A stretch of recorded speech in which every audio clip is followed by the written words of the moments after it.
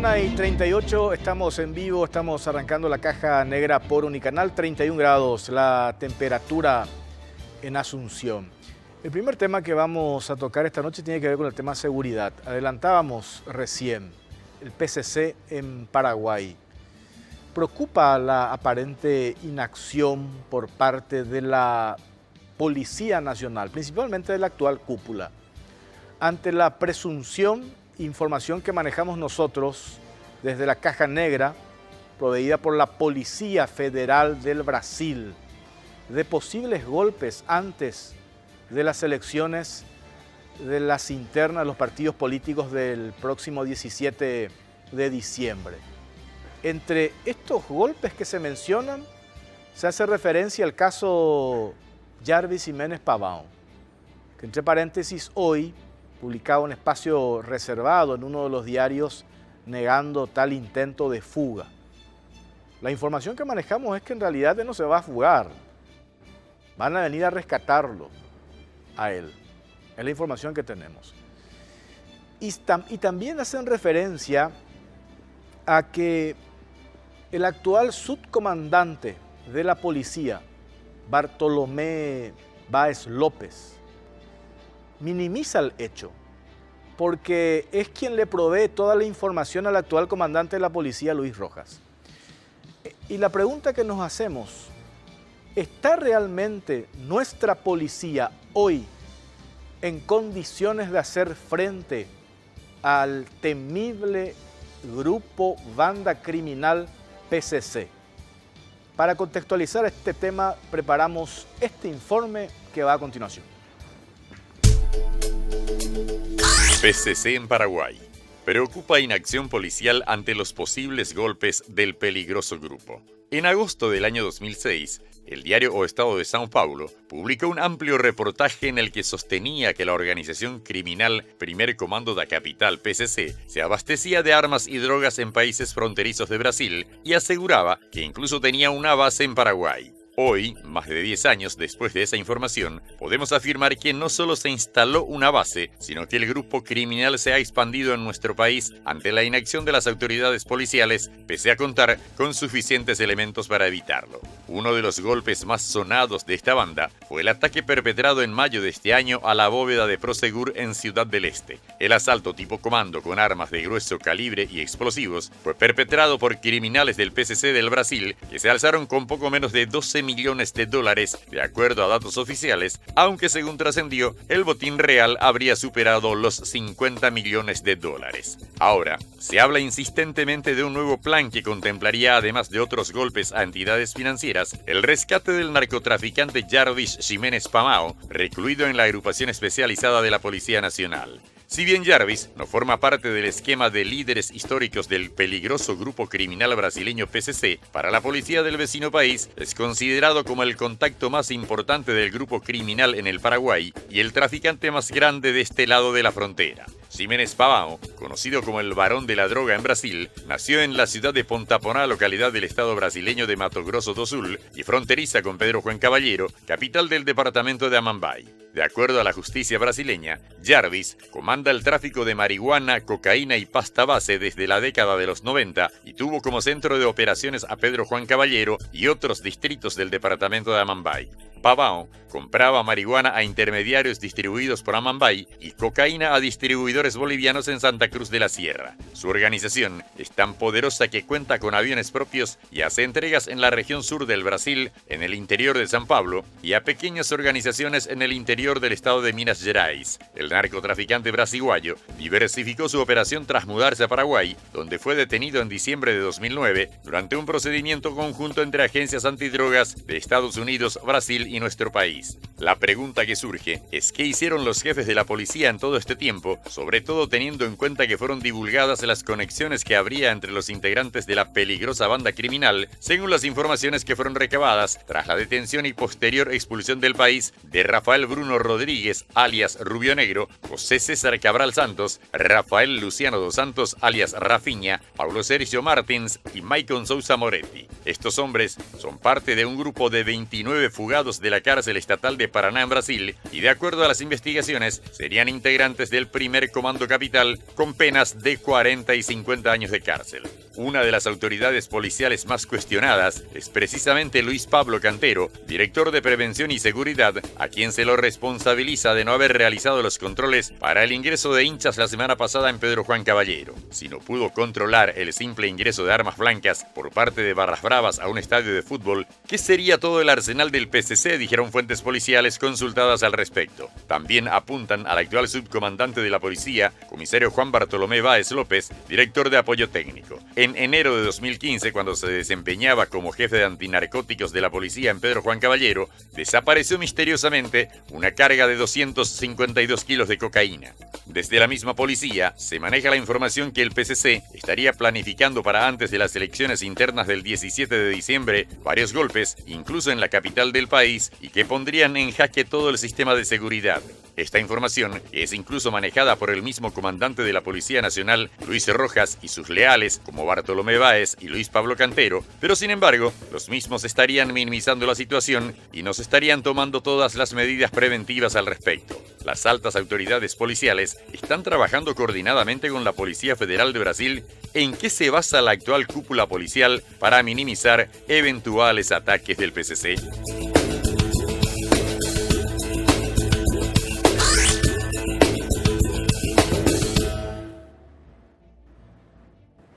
Nos vamos a hablar sobre este tema con dos excomisarios. El primero de ellos, Antonio Gamarra, fue comisario, estuvo mucho tiempo en la zona norte principalmente. ¿Cómo estás, comisario? Muy bien, buenas noches para usted y para toda la teleaudiencia. También vamos a conversar con el excomisario Roberto González Cuquejo. ¿Cómo estás, comisario? Bien, Jorge, y buenas noches a la audiencia. ¿Puedo aclarar algo? A ver. Soy comisario. ¿Comisario? Sí, comisario general hasta mi muerte. No, pues comisario. Yo te dije comisario. Ex comisario. Claro, cierto, pero no están en situación de retiro en todo. Sí, pero la ley a nosotros nos mantiene toda la vida, el cargo es el Estado policial. Claro, pero no tenés, no tenés ninguna responsabilidad propiamente. Exacto. En tu condición de tal, ¿verdad? Exacto. A eso para aclarar. No, para aclarar ¿verdad? nomás también. Claro, que no nos fuimos dado de baja, porque eso, el ex es aquel que salió de baja. Pero no, solamente para aclarar. Está bien. Son muy quisquillosos ustedes, parece, con ese tema. No, queda mal porque dentro eso significa estar de baja. Sí. Bueno, a ver, nuestra policía, comisario, están hoy en condiciones de hacer frente por todo lo que se maneja, todo lo que se sabe acerca de la peligrosidad del PCC. ¿Qué decís al respecto? Por supuesto que está capacitada. No puede un grupo de delincuentes sobrepasar lo que es la fuerza policial. Lo que pasó en Ciudad del Este ha sido un caso excepcional. La policía paraguaya, la policía local fue sorprendida.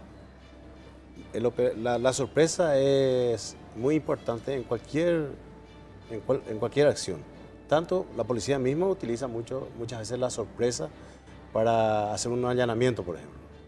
Otro ejemplo, el EPP, por ejemplo, que está en inferioridad de condiciones, hace sus golpes y tienen éxito basados en la sorpresa. Entonces, yo creo que en este caso específico que se le está dando mucha publicidad al caso de Jarvis Pavão, es bueno al final porque hace que las fuerzas del orden estén al máximo en alerta, entonces no va a ser sorprendido. Y en caso de que así fuere, yo creo que estaríamos en una situación muy grave. Pero yo creo que no va a suceder eso. Nosotros tenemos la información de que incluso se estarían preparando 3 golpes, ¿verdad? Y uno de ellos tiene que ver con el caso Pavão. Enseguida vamos a pasar lo que al respecto nos decía el doctor Horacio Delano Perrón. Él considera esto como no cree que sea factible porque por todo el sistema de seguridad que hay alrededor por un lado, la propia agrupación especializada, al lado tenés la FOPE, ¿verdad? Está enfrente, creo que está... O sea que el lugar está en un lugar estratégico. Están las Fuerzas Armadas, pero convengamos que algo hay por eso. Está la FOPE. Por eso este fin de semana se decide también todo un despliegue por parte de las Fuerzas Armadas. O sea que y algo hay en relación En todo al caso, tema en sí. En todo caso, hay que tener en cuenta una cosa. Yo escuché en las últimas semanas algunas declaraciones de uniformados que no son precisamente policías, cuestionando de que Jarvis Pavao esté en la agrupación especializada. Yo creo que la Policía Nacional no pidió para que él vaya a la agrupación especial. Fue una orden del Ejecutivo a raíz de informaciones justamente de que él estaba viviendo una vida diferente ahí en la cárcel de Tacumbú. Inclusive que estaba haciendo sus negocios desde ese lugar. Por eso él fue trasladado hasta la agrupación especializada. Y aquí da la sensación de que todo el mundo le quiere tener como huésped. Al contrario de que... porque la agrupación de seguridad realizó muchas mejoras. Ahora, él cumple su condena el 26 de diciembre de este año. Ahí él tiene que ser extraditado. Claro, va al Brasil y ahí tiene 50 años. Sí, hay varias hipótesis. Él no quiere irse al Brasil porque allá va y sí va a ir a cumplir una condena de... Yo creo que no va a ser esa cantidad de años, porque hay un porcentaje mucho menos de lo que se cumple en Paraguay. En Paraguay se cumplen las 2/3 partes y puede salir en libertad condicional. Sin embargo, en el Brasil creo que es la 5ª parte, no estoy seguro. Sin embargo, allá sí va a estar con más rigurosidad, va a estar más controlado, a lo mejor no va a tener los privilegios que tiene acá. Acá tiene privilegios. Tiene privilegios. Esté en Tacumbú, esté en la agrupación especializada o esté en la Senat, o esté donde esté acá en Paraguay va a tener privilegios. ¿Y eso por qué, esos privilegios? ¿Por qué se hace esa diferencia? Porque tiene dinero. Y así como dice el manual del DPP, escrito por Alcides Oviedo Brites, el dinero le hace bailar al mono, dice. Así está escrito en su manual. Y corrompe a todos. Y aparte, ¿qué pasó? Ahora se le encontró unos cuantos celulares, desviando un poco del tema. Y hay varias hipótesis.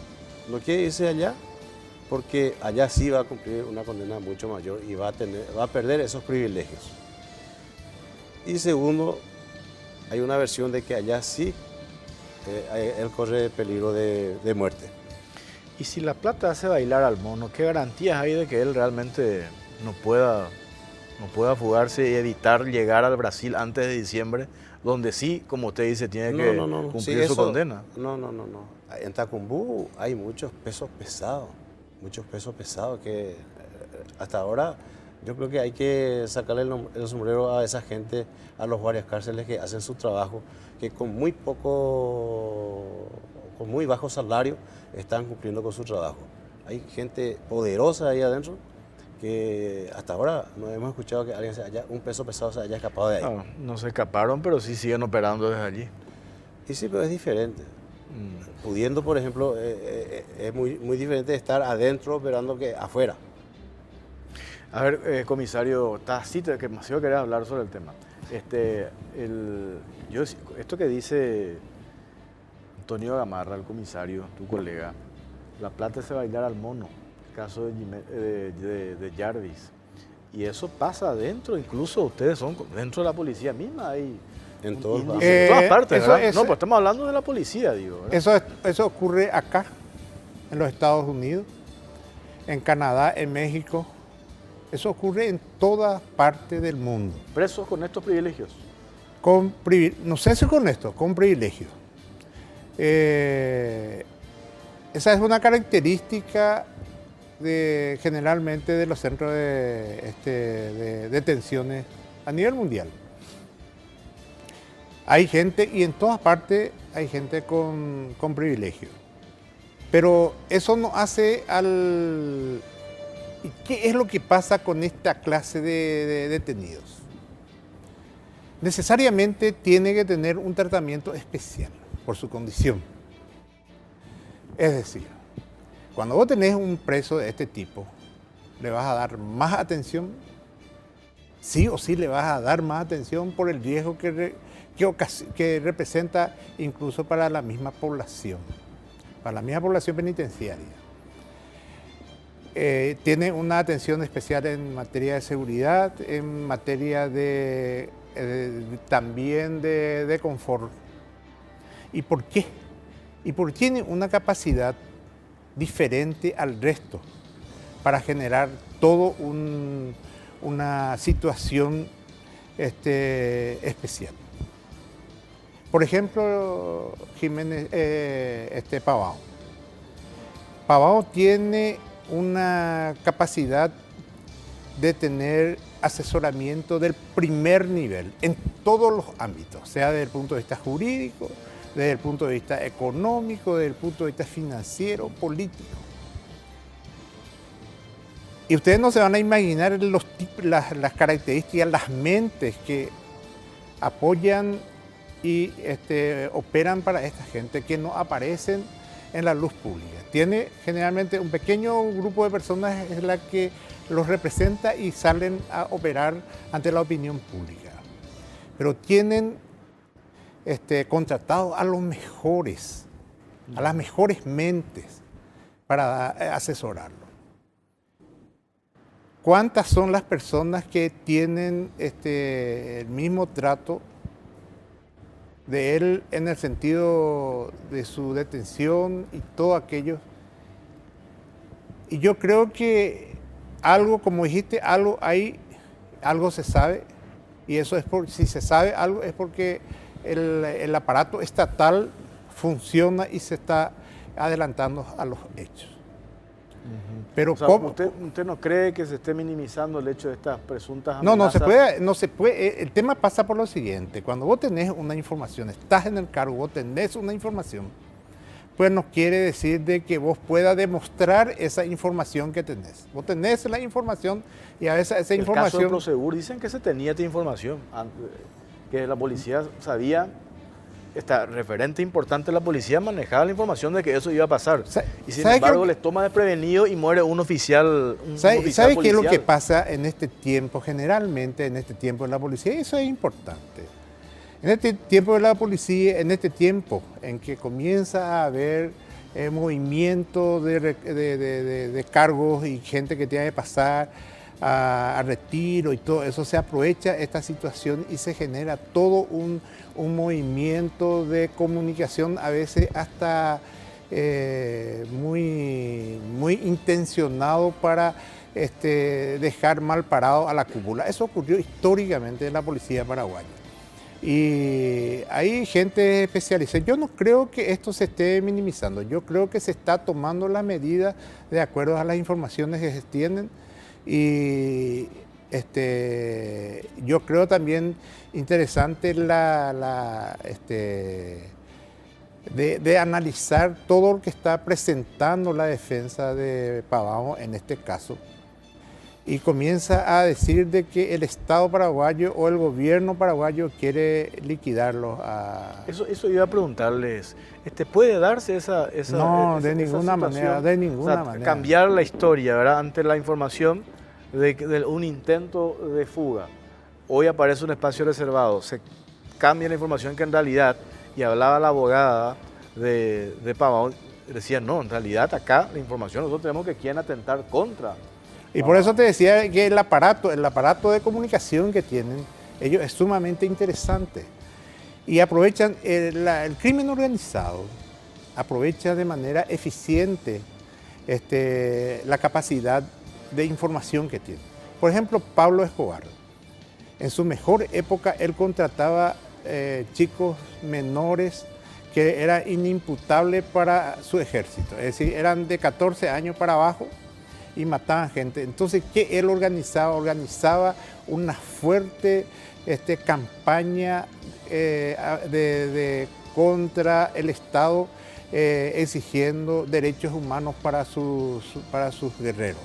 Es decir, tuvo un impacto sumamente importante durante aquel tiempo que él comenzaba a secuestrar a los hombres más importantes de los medios de comunicación de Colombia, por ejemplo. Y él ataca. ¿Y por qué ataca? Y porque tiene condiciones de desarrollar estrategias con gente muy interesante, con gente muy preparada y con gente con alto conocimiento de la materia que se requiere para cada cosa. Por eso que el crimen organizado es tremendamente delicado para un Estado. Ahora, comisario, cuando mencionábamos nosotros hace rato, esto que pasó, por ejemplo, en Pedro Juan Caballero, puntualmente el control, yo hablaba el otro día en la radio, y vamos a escuchar por ahí si tenemos tiempo, con Bartolomé Báez, ¿Y cómo si no siquiera pudieron controlar a Barras Bravas? Él me decía, no podemos controlar a 20.000 personas, pero nosotros no pedíamos, no se pidió que se controle a las 20.000 personas. Solamente las Barras Bravas. Pero en ese caso... Pero entonces, vos decís, o sea, tener ese nivel de vulnerabilidad, y yo digo, pues ¿cómo va a controlar ni esos hinchas peligrosos con cuchillo de mesa? No tiene nada que ver con... No, pero hay una cosa, Jorge, ahí tiene nada que ver. la cuestión, el problema surgió de la propia, entre ellos se pelearon ahí. Entonces, ¿uno cómo puede prever? ¿Cómo de ¿Y los golpe? filtros que se hacen? Los filtros que se hacen. Un cuchillo, por ejemplo, un cuchillo. Eso puede entrar en un zapato, puede entrar en cualquier forma, en una canasta, puede entrar como... Es decir, se puede meter de cualquier forma. Y yo creo que las armas que entraron no fueron tantas tampoco. Entraron armas, se vieron en la foto, pero claro que puede pasar. La perfección no existe en ninguna actividad humana. De hecho que pudo haber ocurrido. ¿Y por qué pudo haber ocurrido? Y porque son acontecimientos no rutinarios para una determinada zona. En Asunción a lo mejor vienen desarrollando esa actividad ya años, del 70 más o menos, que yo recuerdo que estaba en la policía, ya veníamos, eso es ya automático. ¿Cómo se actúa en consecuencia cuando vos tenés la información, por ejemplo? O sea, hay un golpe del PCC que hacer en el aeropuerto. Bueno, ¿Cómo se actúa en consecuencia? hay una cosa, Jorge. ¿Cómo sabes si la policía está actuando en consecuencia o tiene la información? ¿Sabes de qué te voy a hablar? Y te voy a hablar con propiedad. La ventaja que tiene el Paraguay. La policía paraguaya corporativamente, a nivel del alto mando, no está traspasado por estas organizaciones. Y eso yo estoy... Por eso no puede estar seguro. No, yo estoy seguro de es decir, como una estructura delictiva, como ocurren en otros países. No, pues eso es muy... No existe. No existe esa posibilidad. Hoy mismo, por ejemplo, yo sé que hoy la policía está enfrentada en ese internismo que hay. Eso fue siempre. Ustedes conspiran. Eso fue siempre. Y en todos los ámbitos. Totalmente. Y en todos los ámbitos. Inclusive en los canales, en los medios de comunicación. Existe eso. Esas mordidas. Ahora, pero es mucho más peligroso en la policía, que justamente por una cuestión conspiraticia, con una cuestión conspiraticia vas a hacer brazos caídos y no actúas en consecuencia a lo que pueda llegar a suceder. Y por todo eso está en la Constitución misma está escrito que la Policía Nacional es una institución obediente no deliberante. Está escrito eso. Entonces le da autoridad al comandante para tomar las sanciones que él crea conveniente. Ahora, volviendo un poco a lo que usted dice, el subcomandante minimizó este hecho. Las autoridades policiales no pueden salir a maximizar una información. Entonces va a venir el caos. A lo mejor ellos están recibiendo esa misma información, o a lo mejor con más detalles inclusive. Y seguramente están tomando las medidas que hay que tomar. Seguramente. Pero públicamente cuando ellos desde no pueden salir a cuando, decir... Pero cuando, por ejemplo, cuando de la misma Policía Federal del Brasil te dicen, cortamos vínculos de comunicación, porque había anteriormente un trabajo coordinado y hoy ese trabajo coordinado no se tiene,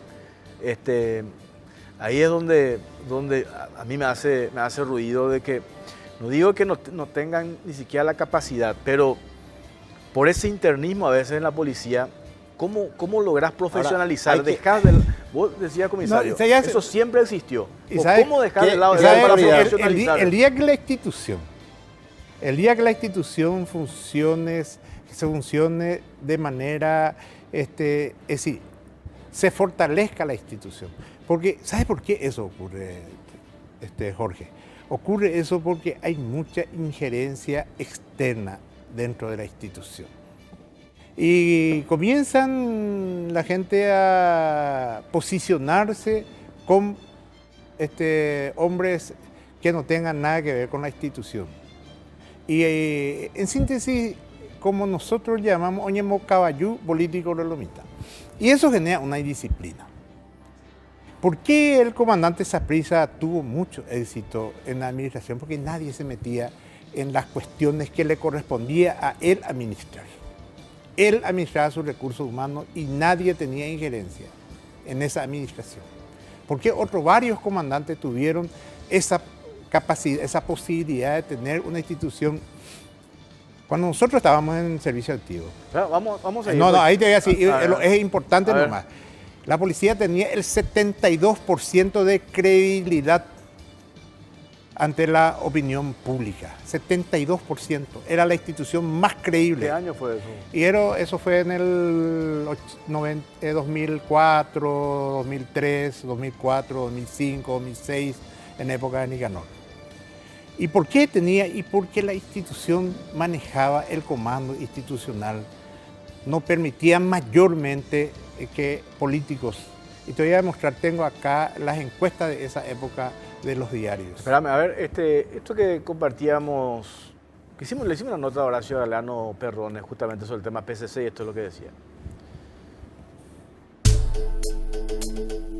En la literatura y en la historia del PCC, ellos tienen absolutamente objetivos, totalmente objetivos económicos. No tienen objetivos militares o objetivos políticos. Ellos no van a hacer algo fuera de esos objetivos económicos que tienen.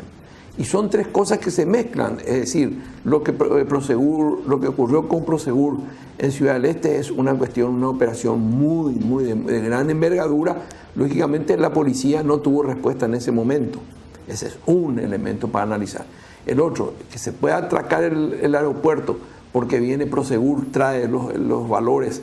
Ya ocurrió, ya Prosegur ya se le robó en una oportunidad una suma de cerca de $13 millones, una oportunidad ya muy lejana que mucha gente habrá olvidado. Y el tercer elemento, que es del análisis, que hay que entender que el primer comando capital no es Jarvis Jiménez Pavão. No existe, nunca se pudo demostrar la conexión del primer comando capital con Jarvis Jiménez Pavão. El gran ejército de militantes que tiene el primer comando capital tiene una fuerza muy grande en el Brasil. Jarvis Jiménez Pavão no está en la agenda de ellos.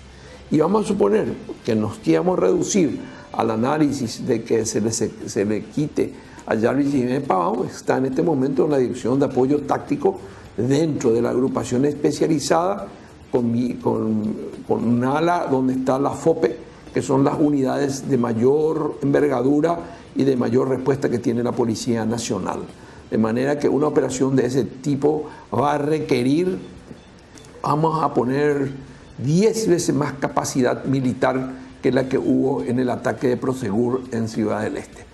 Y automáticamente la respuesta va a ser muy rápida. La respuesta, al lado está el Comando de Ingeniería, está el Comando de Comunicaciones, está la Primera División de Infantería y esa operación es imposible. Bueno, a ver, comisario Antonio Gamarra, a ver, el doctor Horacio Galeano Perrones dice no se pudo demostrar el vínculo del PCC con Pavão. Eso sí se demostró. Bueno, Jarvis fue detenido con Capilo, que se declaró el líder del PCC en Paraguay. Y él fue detenido en compañía de él, creo que en el 2006 aproximadamente. O sea, ese vínculo existe. Ese vínculo existe, sí. Y está la otra parte que es Elton Rumish, que es conocido como Galán. Ese es actualmente el jefe del Comando facción Comando Vermelho. Y Rafat, el finado Rafat, era una persona que era más o menos el moderador de la frontera, más o menos hablando así, que no permitía que el PCC se instalara ahí en Pedro Juan Caballero. Después de que él murió, justamente esa sería una de las causas de su asesinato. Y el principal responsable sería Rumish. Y después de su fallecimiento se desató una guerra ahí que hasta ahora no está terminando. O sea, aparte del PCC, Comando Vermelho también tenemos instalado hoy. Y sí, esa guerra es entre ellos. Y hay una tercera que no recuerdo el nombre, pero Cara Mat. De familia, Sí. del norte. Sí. Sí. No, Pero no, ese no está no, instalado ahí en Pedro Juan. no, el grupo que está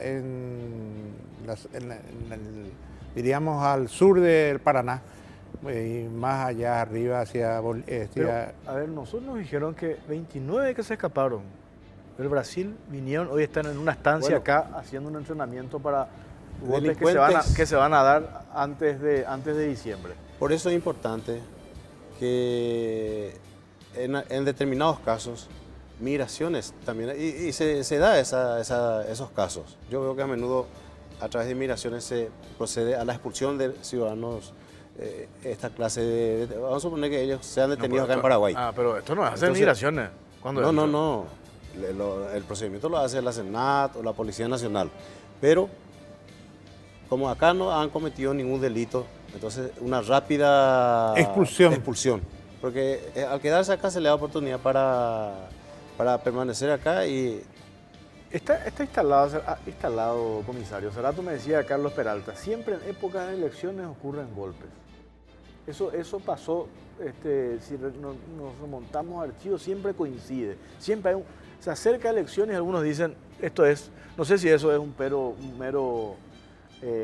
una mera coincidencia, cosa que no creo. Pero... Bueno, yo estuve 30 años en la policía y tuve gran parte de mi vida profesional en la parte investigativa. Y también hay mucha fábula, muchas expresiones políticas en esta cuestión. Y nunca se pudo demostrar de que haya habido alguna organización política partidaria que haya ejercido una acción de ese tipo para generar recursos. Por ejemplo, en el tema del aeropuerto. En el tema del aeropuerto se dijo un montón de cosas. Y la acción era... Entre paréntesis, ahora nuevamente se maneja información de que quieren hacer otro golpe en el aeropuerto. Y era solamente delincuentes comunes. Tuvimos la suerte de trabajar e investigar el caso y hemos llegado a aclarar todo. Y se recobró gran parte de del botín en robado. bienes, en dinero en efectivo, en vehículos, en propiedades. Quería nomás hablarles sobre los 16 que se han jugado de Brasil.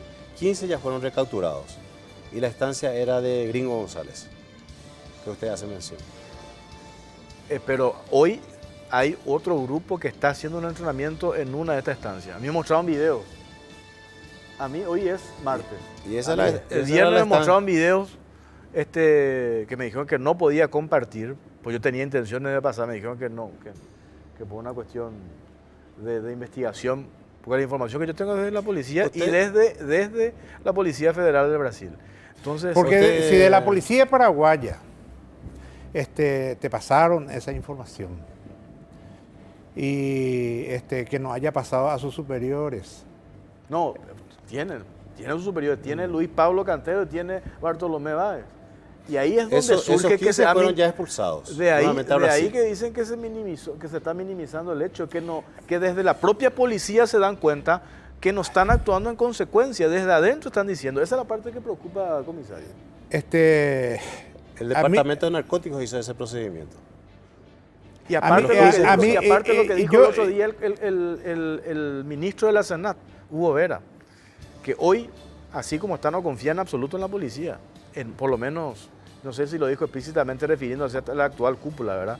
Pues convengamos que eso genera una preocupación internamente dentro de la policía. Y a eso yo le hacía referencia, que pareciera que todos le quieren tener como huésped a Jarvis Pavão. Que se pelea por tenerlo a él. Por tenerlo a él. Hay un tema, la gente pues normalmente es fácil de hablar de casas ajenas. ¿Qué quiere decir? Refiriéndose a lo que decía Lógico, Hugo ¿no? Vera de la Senat. No, hace mucho atropellaron la Senat y comenzaron a disparar ahí dentro de la institución. Se generó un gran conflicto. Es decir, todas las instituciones en su mayoría todas las instituciones están compuestas por hombres. Y dentro de ese contexto hay hombres buenos, más o menos buenos, muy buenos y muy malos. Eso tiene dentro de su institución la Senat, la Policía Nacional, el Ejército, los curas, donde haya seres humanos y donde haya seres humanos hay pecado para los cristianos y hay equivocaciones para los no cristianos y hay gente que hacen el daño de manera intencional y otros equivocándose. Es decir, en la policía y en cualquier institución hay gente buena y mala. Por la institución policial es una de las instituciones del Estado paraguayo que permanentemente va limpiando sus cuadros. Y yo no sé cuántos ya habrán salido por mal comportamiento de las instituciones. Que Todavía falta un montón. No, pues en todo. Y no va a terminar. No va a terminar. Por eso te estoy diciendo. Hay buenos y malos. Porque hoy hace esta medición de esa credibilidad que mencionaba de la policía y la credibilidad. Hoy Sí, pero eso tiene una explicación está por el política, suelo. pero totalmente. Yo alguna vez te voy a explicar cómo se hizo para destruir toda esa imagen que se tenía para mejorar las condiciones de imagen de una persona, de un político. Tengo que dar la pausa a la vuelta. Yo le quiero nomás, yo sé que Sí. hay que ir ya a la pausa, ¿verdad? Pero esta cuestión de que los prófugos vienen a la frontera, eso siempre fue así. Y de acá van no allá. es porque van a tener cobertura, Sí, ni pero no protección. estamos hablando de simples sino- prófugos, estamos hablando del No, PCC. vienen acá porque acá no son conocidos y se mimetizan entre la población brasileña. Eso fue siempre así. ¿Y cuántos ya fueron detenidos y expulsados nuevamente? No, eso es cierto. Ahí Muchos. Yaris Pavá era un capo, ¿eh? Y está preso, está por cumplir su condena. Tenemos que hacer la pausa a la vuelta, charlamos un bloquecito cortito, pues después tengo otro tema para desarrollar esta noche en la Caja Negra. Ya venimos.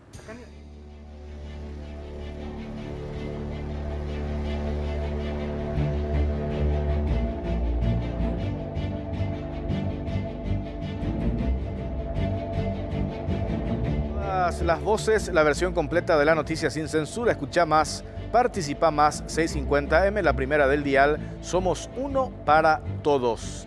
Lastimosamente se me fue el tiempo. Una última consideración hacemos, comisario. ¿Estás en campaña? ¿Estás como candidato a...? Estamos en plena campaña ahora. Pues, vos sos candidato Candidato a a senador. senador por el movimiento político Paraguay Seguro. Paraguay Seguro. Paraguay Seguro. Y acá el comisario González Cuquejo es tu suplente número 1. El suplente número 1. ¿Cuál es? ¿Ya tiene usted la lista? ¿Todavía no? Y estamos preparando, tenemos ya la lista de 45 y 30 suplentes. Y aparte de eso, anoche estuvimos en Alto Paraná, ahí se oficializó la candidatura del doctor Rolando Cáceres Albioni, un abogado conocido del Alto Paraná, como candidato a gobernador. El suboficial Fermín de León, que es el presidente de la Asociación de Policías del Alto Paraná, y el fundador de la Policlínica para los Policías en el Alto Paraná, candidato a diputado. Y el doctor Daniel Benítez, un médico rural que es de la zona de Cedrales, candidato número 1 a concejal departamental. Mañana vamos a estar en Concepción, también tenemos un candidato a concejal ahí, vamos a oficializar eso. Y así sucesivamente. ¿Y qué plantean ustedes? ¿Seguridad? Nosotros planteamos, sí, lo que nosotros vemos es que hay mucho desconocimiento en materia de la seguridad interna del país. Y quienes manejan el aspecto jurídico, que es una de las patas importantes de la seguridad interna del país, hay mucha falencia. Nosotros tenemos conocimiento desde el punto de vista estratégico, desde el punto de vista táctico, desde el punto de vista jurídico, de las necesidades. Nosotros como Policía Nacional, en el Paraguay, la Policía Nacional desarrolla y cumple sus funciones en el Código de Procedimientos Penales. Y la función principal de la policía es la prevención. Y el Código Penal establece ya procedimientos una vez que haya ocurrido. Nosotros no tenemos un código de prevención importante y que hay que desarrollarlo. Y después hay extremadamente cuestiones importantes que hace a la esencia de la delincuencia, por qué se generan las delincuencias y que nosotros sabemos por qué y eso vamos a atacar desde el Congreso. Bueno, señores, muchas gracias por compartir con nosotros. Muy Muchas amables. gracias a ustedes. A la vuelta de la pausa, ¿qué hay detrás del tema ideología de género? Desarrollamos esta noche en la Caja Negra. Ya venimos.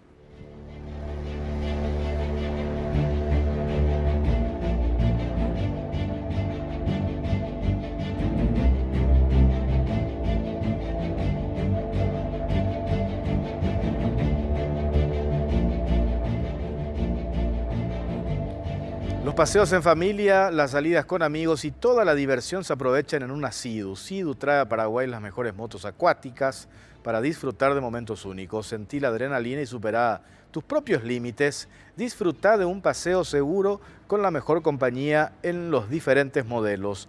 La económica y divertida Spark, la confortable GTI, la ligera GTR 230 y la imbatible RXPX 300. Viví la experiencia Sea-Doo hoy. Encontranos en Asunción Motorsports, SA Mayor Merlo 2501 y Teniente Martínez, teléfono 021-609-624.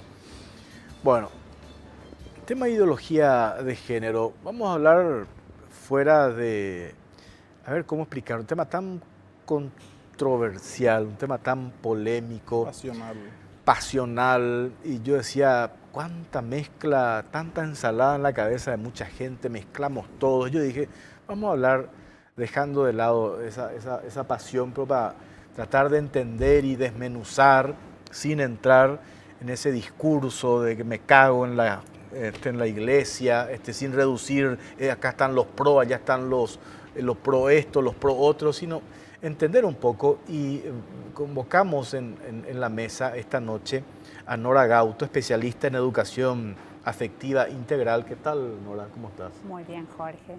Y también está Hugo Vera Ojeda, presidente de la Fundación ISOS Abogado. ¿Cómo estás, Hugo? ¿Qué tal, Jorge? Un placer estar en tu programa. Para contextualizar este tema, nosotros preparamos este informe que quiero compartir con ustedes. A ver. ¿Qué hay detrás de la ideología de género? Se trata de un tema controversial, porque por un lado están las agencias y los organismos internacionales y no gubernamentales que promueven la implementación de estos conceptos en los materiales educativos dirigidos a los niños y adolescentes. Y por otro lado están los padres y grupos de familia que defienden la vida, que reivindican la autonomía de cada familia a educar a sus hijos en este aspecto sin que sean influidos por la ideología de género. Pero para entender de qué se trata y si es o no una ideología y por qué, es importante definir previamente los aspectos que forman la identidad sexual de la persona. Según los especialistas, son tres los aspectos: el sexo biológico, el sexo psicológico y el sexo sociológico. Es decir, estos tres aspectos no son compartimientos estancos, porque en el hombre y en la mujer existe una profunda unidad entre las dimensiones corporales, psíquicas y espirituales, una gran interdependencia entre lo biológico y lo cultural.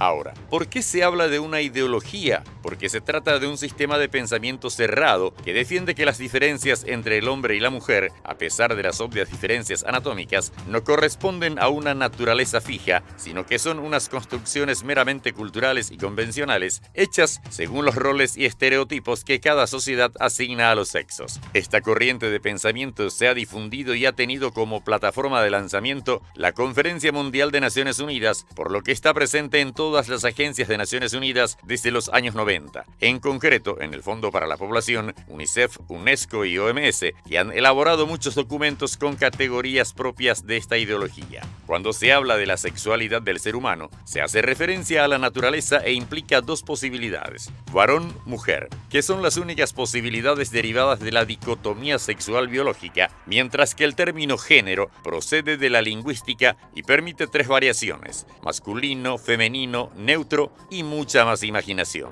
Las organizaciones sociales sostienen que la perspectiva de género analiza las características sociales y culturales para hombres y mujeres. Esta perspectiva nos permite diseñar políticas públicas para la igualdad y para no seguir perpetuando la violencia contra las mujeres. Las voces que se alzan en contra manipulan el concepto de género para provocar un pánico moral basado en falsedades, afirman en un comunicado dirigido al Ministerio de Educación y Ciencias. Agregan que la igualdad de género está vigente en el Estado paraguayo, aunque determinados sectores basados en sus creencias religiosas interpreten la palabra para deformar y tergiversar el significado de la misma. Si es algo bueno, como sostienen estas organizaciones, ¿por qué preocupa tanto a los padres que sus hijos puedan ser educados desde esta perspectiva de género? El temor viene por las consecuencias que se pueden observar en otros países que ya han implementado legislaciones basadas en esta perspectiva, donde se utilizan como instrumentos tanto a la educación formal como a los medios masivos de comunicación social.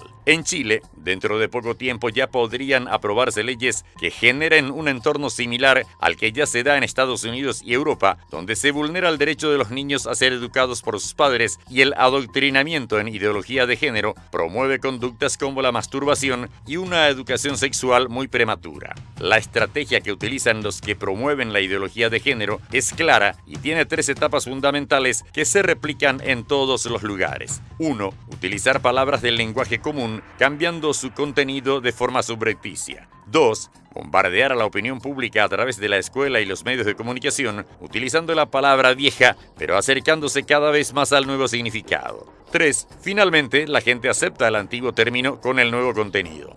De este modo, apuntan a imponer como legislación aquello que no puede imponerse culturalmente, de ser posible como derecho humano. A través de las leyes contra toda forma de discriminación que muchas veces llevan como aliados a grupos excluidos de la sociedad y el reconocimiento de uniones homosexuales con derechos equivalentes o propios del matrimonio, incluidos la adopción, con argumentaciones en torno a aspectos emotivos.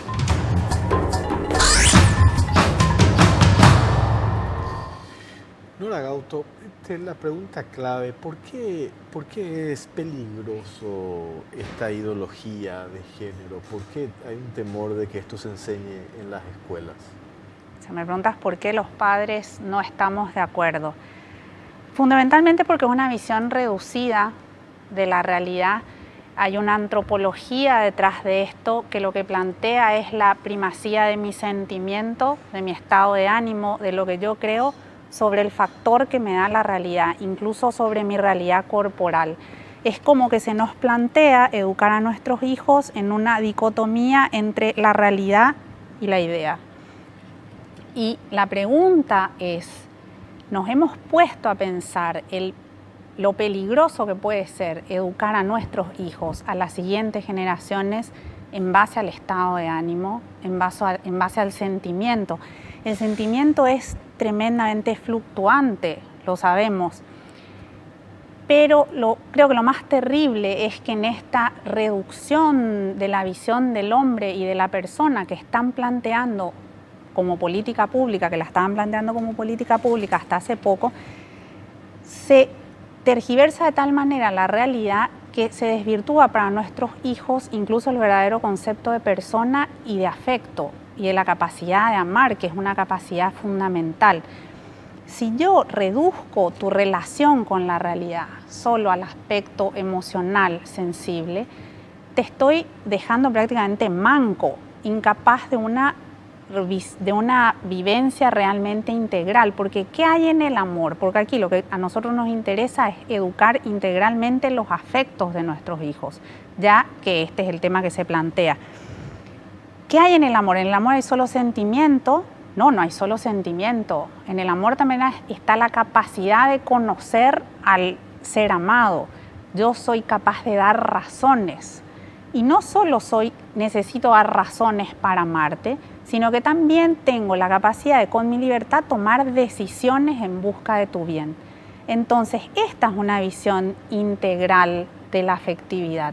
Cuando yo la reduzco solo al estado de ánimo y a que empieces a juzgar la realidad solo en función de lo que crees, de lo que piensas, no sé si nos damos cuenta que estamos realmente reduciendo terriblemente la realidad. Y a nosotros nos preocupa que esto se nos plantee como política pública, porque también tenemos el derecho a una libertad de educación, a que yo le eduque a mi hijo en el conjunto de valores que forman parte de mi urdimbre cultural. ¿Cuál fue el disparador en esto? Esto efectivamente ustedes, padres, corroboraron, vieron que efectivamente ya se introducían los textos desde el Ministerio de Educación. Sí, vino llegando en los textos, en los textos de salud, en los textos de ética, en los textos de ciencias sociales, la palabra género incluida, la opción sexual como una alternativa a construir. No es que nosotros neguemos la realidad, y esto me parece muy importante aclarar. Nosotros no negamos que hay diversas opciones sexuales.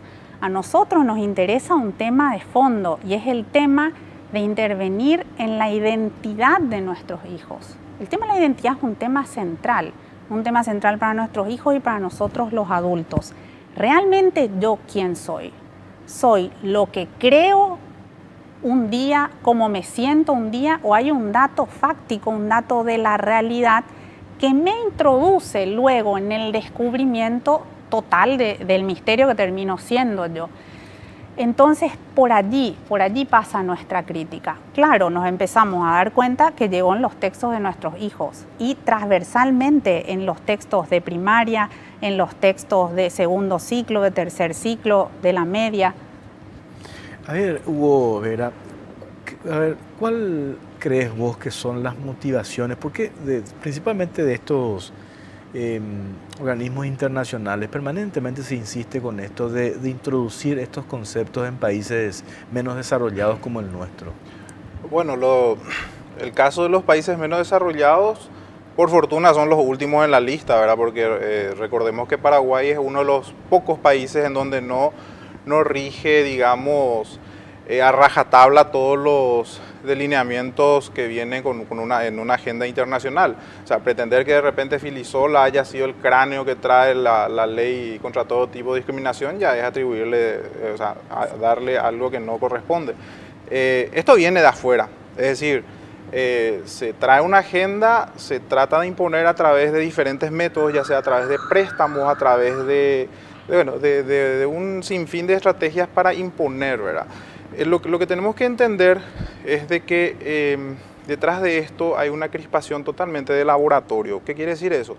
Que esto es ingeniería social, bueno, lo que conocemos en ciencias políticas como ingeniería social, es decir, el rediseño o la replanificación de una sociedad desde el punto de vista de los ingenieros sociales. En este caso nosotros tenemos una cultura que vino, bueno, tenemos cada cultura, cada nación tiene su cultura, sus características. Y esto, por supuesto, se forma por ensayo y error, por un largo proceso de tiempo, ¿verdad? ¿Cuál es el concepto o cuál es la diferencia con la ingeniería social? Que los cambios se buscan en formas abruptas, ¿verdad? Entonces hay que rediseñar la sociedad y ahí entran los teóricos que, por ejemplo, Herbert Marcuse, que pertenece a la escuela crítica al marxismo, que son neomarxistas realmente, que se utiliza esa táctica. ¿En qué consiste? Buscar nuevos focos de conflictos, como Karl Marx se centraba solamente en un aspecto económico, es decir, la lucha de clases vendría por capitalistas y obreros. Eso como que no funcionaba. Entonces Antonio Gramsci, uno de los primeros que nota eso y dice que bueno, eso hay que trasladarlo a la cultura. Pero Herbert Marcuse, ¿qué es lo que dice? Habla en un libro que se llama Crítica a la Tolerancia, en donde especifica que los nuevos focos de conflictos tienen que ser, por ejemplo, las mayorías que oprimen a las minorías, cualquier tipo de mayorías, por ejemplo, los cristianos versus los ateos, los blancos versus los negros, los heterosexuales versus los homosexuales, es decir, buscar una crispación social. ¿Para qué? Lo mismo que hicieron los nazis o cualquier grupo totalitario. Porque el ser humano es instintivo, o sea, somos atávicos realmente, o sea, tenemos una parte, por supuesto, de nuestra dimensión cerebral que es racional, pero también tenemos atavismo, es decir, tenemos instintos. Entonces nuestros instintos, cuando hay una crispación, buscamos la seguridad antes que la libertad. Es lo que le dio el poder a los nazis, es lo que le da el poder a todos los que aducen una controversia para sancionar leyes totalitarias. A ver, tenemos lo que dice Mario Fernández, representante de FEDAPAR, sobre este tema material. Esto es una guía por el cual los directores y supervisores zonales de todo el Paraguay, cómo proceder y cómo actuar en cada caso. Está acá la discriminación también, está la ideología de género también, y también cambiando acá en este libro lo que se llama la familia en sí. Y conforme a la Constitución Nacional, totalmente lo contrario. Acá mezcla la familia como sea que venga, ¿verdad? Y eso es anticonstitucional. Y también muchos artículos que están acá en este libro son anticonstitucionales. Aparte de la Constitución de la Familia, hay otros puntos, por ejemplo, de este libro específicamente, del 42, 43, 45 al 50 y algo, es totalmente ideología de género. Imagínense enseñar este tipo de libros o esta enseñanza que reciban chicos o niñas de 4, 5 años en adelante hasta el 8º, 9º grado. Van a salir totalmente con una cultura que no está bien para ninguna familia, que es una cultura homosexual. Nosotros no tenemos nada contra los homosexuales, son humanos, son personas como nosotros, le apreciamos, tienen familia también, pero no podemos permitir que esa cultura sea introducida en la enseñanza de nuestros niños, nietos también.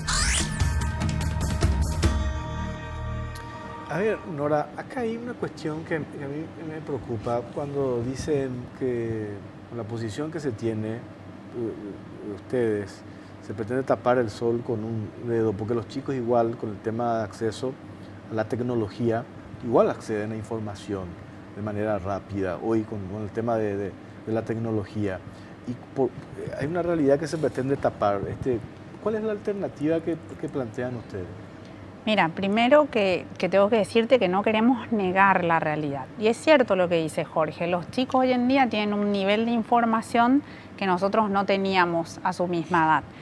Tienen muchísima información, están bombardeados, pero lo que necesitan es la lectura y el sentido de esa información que llega sumamente difusa.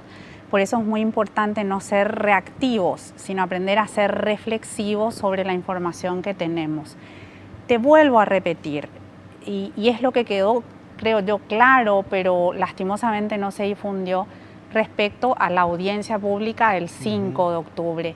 Esta audiencia no era contra las diferentes opciones sexuales, no negamos que las hay. Una persona adulta está en todo su derecho de decidir cómo quiere vivir su sexualidad. Lo que nosotros planteamos es el tema de la construcción de la identidad sexual. ¿Por qué? Porque va en contra de una visión integral del ser humano. Que mi hijo tenga acceso a la información y que mi hijo se entere de que hay personas con atracción hacia el mismo sexo, porque esto es muy importante aclarar y yo creo que tenemos que empezar también a depurar el lenguaje.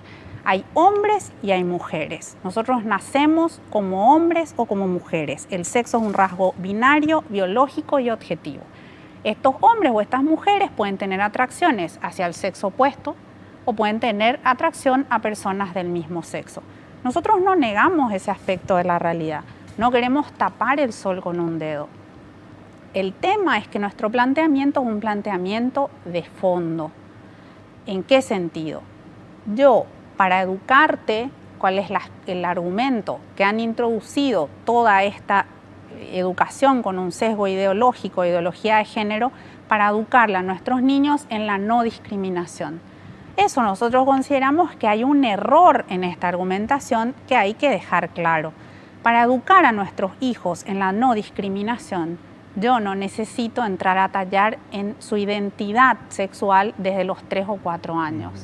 Porque a mí lo que me interesa no es una sociedad en la que no le discriminemos a aquel que tiene una atracción sexual por alguien del mismo sexo. A mí me interesa llegar a una educación en la cual a mi hijo le enseñen a respetar a todos por una cuestión de un reconocimiento de la dignidad humana. Entonces es como que se fragmenta, se confunde. Nos acusan, cuando dices nos, no sé si se están refiriendo a los padres de familia, que como sociedad civil nos fuimos al Parlamento a decir, señores, queremos intervenir en los materiales con los cuales están educando a nuestros niños, porque también estamos amparados por la ley al respecto. A los padres que nos preocupa esto, no somos gente que tapamos el sol con un dedo. Esa es una falacia. Nosotros simplemente estamos haciendo una argumentación de fondo. Queremos una educación integral de nuestros chicos. Para educarlos, te repito, en la no discriminación, no necesitas entrar a tallar en la construcción de su identidad. ¿Por qué? Porque la identidad es algo que naturalmente, en etapas sucesivas y con paciencia, va a ir desarrollando la persona.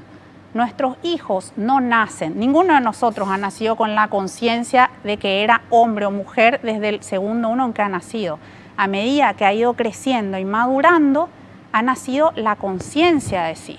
Nosotros queremos que en el proceso educativo se ayude a afianzar a nuestros hijos en la conciencia de la identidad, es decir, de lo que verdaderamente son. Para eso no necesitamos negar la realidad, ni necesitamos satanizar a nadie, ni estamos contra nadie.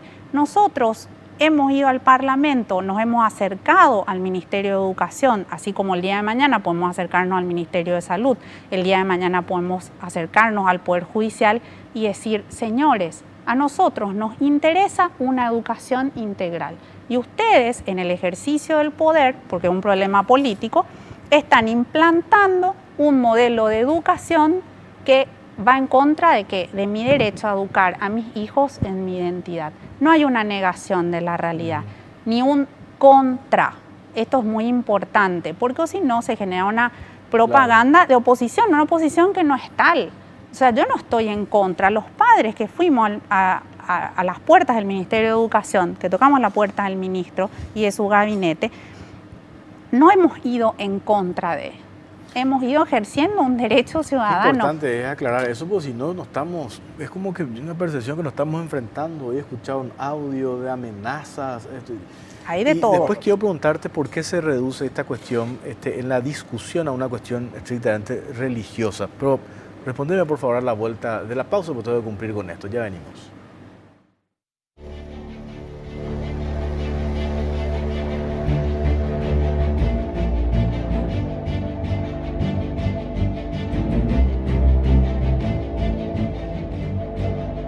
Límites con la RZR 1000 Limited Edition, ahora a un precio promocional $25,800. Encontrarnos en nuestro showroom de Mayor Merlo 2501 y Teniente Martínez, o llamanos al 021-609-624. Antes de responder eso que te planteaba Hugo, a ver, tenemos lo que dice la ex ministra de la Mujer sobre este tema, Gloria Rubín. A ver. El objetivo principal es buscar la igualdad de género, la igualdad entre el hombre y la mujer, y que esos niñitos y niñitas desde el preescolar ya sepan que es igual una nena que un nene, una niña que un niño, tiene los mismos derechos, para comenzar, hablando de derechos. Y hablando de educación sexual es conocer su cuerpo. Tantas violaciones, tantos maltratos para niñas y niños. Los niños tienen que saber, y las niñas sobre todo, que su cuerpo es solo de ella y tienen que contarle a su mamá. Digo su mamá porque en la mayoría de los hogares paraguayos no hay la figura masculina. No existe la figura masculina. Es la mamá y los hijos y la hija. Es la abuela, es la tía, es la vecina, es la comadre. Entonces era una educación sexual pensada, inteligente y sobre todo la mirada de género. Es decir, que el género femenino y el género masculino son iguales. ¿En qué sentido? En derechos. Y la forma en que estaba planteada no es lo que se estaba cuestionando, porque muchos de los padres que asistieron a esta audiencia pública decían que incluso se hablaba de aborto o de la igualdad de sexo, es decir, que ellos podían tener la elección, los niños ya a esa edad, de en algún momento dado optar por una sexualidad que a ellos les parezca mejor, ¿verdad? Bueno, yo te voy a decir algo. Si me muestran la página y el párrafo donde dice eso, entonces comencemos a conversar. Pero la palabra aborto no existe en el sentido de que despenalicemos el aborto o escojamos qué queremos ser, hombre o mujer. Lo que sí hay mucho de derechos humanos. Respetar los derechos humanos de esas personas diferentes. Porque no podemos decir que solamente existe la heterosexualidad.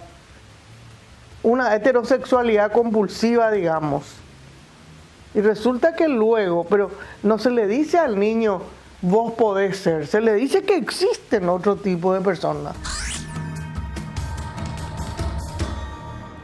Bueno, a ver, después quiero, Nora, que me expliques este tema de la mirada de género que se insiste, porque se introduce, y lo que yo percibo es que hay una preocupación también porque se utiliza el término género en todo esto. A ver, el tema religioso, ¿por qué se reduce a una cuestión religiosa esto? Bueno, es una... En el debate, digo... Sí, porque es un truco retórico en realidad, ¿verdad? Porque de alguna u otra forma, cualquiera que niegue que hay una influencia muy clara del marxismo en esto es porque evidentemente le falta información o adrede quiere negarlo, ¿verdad? Resulta ser que la obsesión del marxismo por ser elevado a ciencia es desde su nacimiento, ¿verdad? Por más de que nunca llegó a tal rango por la metodología utilizada. De cierta forma, hablar de religiosidad es supuestamente hablar de anticiencia. Entonces, cuando uno habla en estos términos, automáticamente lo relaciona con la religiosidad medieval, sí, con el oscurantismo, bueno, en realidad son trucos retóricos para evitar que, bueno, uno pase la siguiente página para ver qué es lo que hay detrás. ¿Y qué es lo que hay detrás? En realidad, la discusión no se basa por discutir ni por reprimir la sexualidad de nadie. Solamente son, como te dije, trucos retóricos y trucos emotivos por sobre todo, para evitar que se analice que una pequeña minoría quiere controlar a una gran mayoría bajo el concepto del igualitarismo, es decir, buscar un estado orwelliano en donde las personas que no tienen pueblo, por decirlo así, buscan a través de leyes de paridad torcer la democracia, es decir, a través de la fuerza usar la ley y meterse en el Parlamento a legislar sin tener representación popular. Es decir, por ejemplo, la ley de paridad o la ley contra todo tipo de discriminación también, que de cierta forma busca segmentar a la sociedad en géneros. En realidad estamos biológicamente, y esto es científico, existe el hombre y la mujer, ¿verdad? A ver, Nora, cuando la doctora Rubín dice, acá lo que se plantea es información, dar una cuestión hasta básica de derechos humanos, habla de esta mirada de género. Y ahí es donde ustedes dicen, les preocupa cuando se introduce este término. ¿Por qué? Mira, estamos totalmente de acuerdo que hay mucha información. Le llamo a los padres que ojeen los libros de sus hijos y se van a dar cuenta que hay una enorme información mezclada, con frases a la mitad, con un enorme enredo lingüístico que uno termina hasta confundido.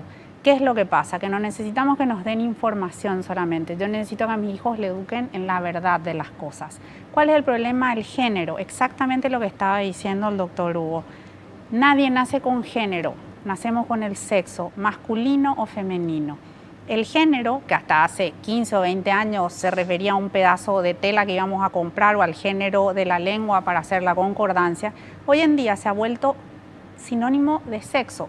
Pero el género es la dimensión social del sexo, nosotros no negamos, es decir, es la construcción social que se va a ir dando, pero la diferencia es de sexos. Nosotros no estamos en contra de la igualdad de derechos entre el sexo masculino y femenino, pero entendamos que mi hijo, este niño y esta niña va a empezar a respetar los derechos del otro, no solamente porque le hable de sus derechos sexuales y reproductivos, sino cuando yo le enseñe a respetar la dignidad del otro, cuando yo le enseñe a reconocer en el otro la dignidad del ser humano. Entonces yo no necesito fragmentar, yo necesito ir al fondo de la cuestión. Yo tengo enfrente a un ser humano y a un ser humano que nace en masculino o en femenino. Yo le pregunto a los padres, nosotros cuando recibimos a nuestros hijos, recibimos a un hijo, a una hija, no recibimos a un hijo neutro al que no le vamos a decir si es niño o niña, porque luego tiene que construir su identidad. O sea, lo que decíamos al comienzo es volver a mirar la realidad, dejamos de mirar la realidad. Y cuando yo niego esta diferencia, cuando digo no hay diferencia, no hay hombre y no hay mujer, va a ser toda una construcción, te estoy privando de la riqueza más grande que tiene este factor binario objetivo que es el sexual. Yo vengo como mujer o como hombre al mundo con una visión que no es total de la realidad.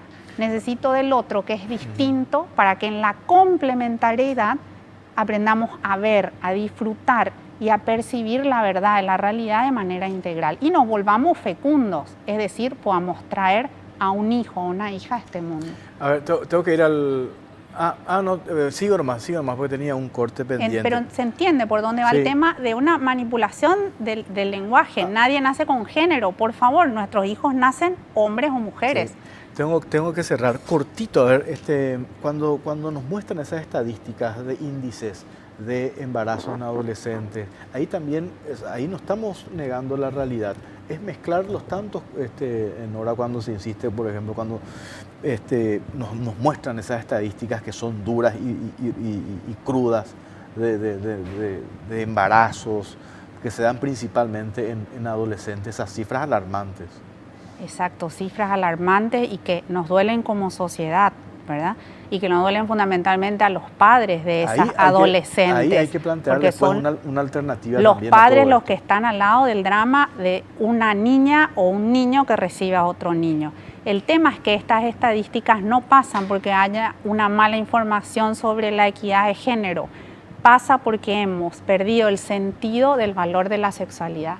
Bueno, acá me está diciendo me tengo que ir, ya no tengo más tiempo. Hugo, gracias por venir. Qué gusto charlar así, sin enfrentarnos, sin pelearnos y con claridad de conceptos principalmente. Gracias, Nora, muy amable. A ti, Jorge. Gracias por acompañarnos. Nos reencontramos el próximo martes en otra edición de La Caja Negra. En instantes viene Únicos con Héctor Luis Rubín. Buenas noches.